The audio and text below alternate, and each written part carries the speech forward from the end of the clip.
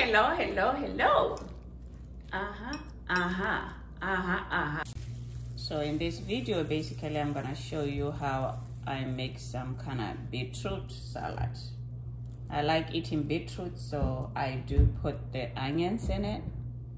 It just makes it taste great. So something simple to show you this time. Nothing big. All I have is the beets themselves, the onion, raw garlic, raw honey, and I have balsamic vinegar. This is organic.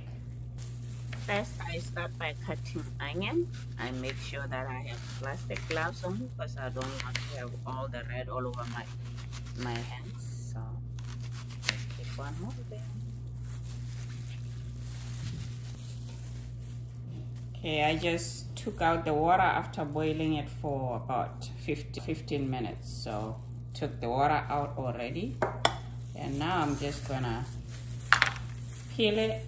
Just make sure I have the gloves on because I don't like it coloring my hands. So you can do it without gloves, you don't have to, but you know it always leaves that red color on your hands, so I make sure that I have the gloves on. So go ahead and just peel it. You can use your hands to just like peel it like that. That's what I do. Easy peel, easy peel. And then you're gonna cut it any way you like, right? Any way you like. Hey, something about beets that I wanna tell you about is like, one time I didn't know after eating the beets, boy. After that, I went to the bathroom and I'm seeing some red coming out. I'm like, oh my God, something bad happened to me. No, it's just the beets. Now, I know what to expect after eating the beets. So in case you eat them and that happens to you, you're gonna be all right. Yep. Leave them in big chunks like that, or you can cut them smaller.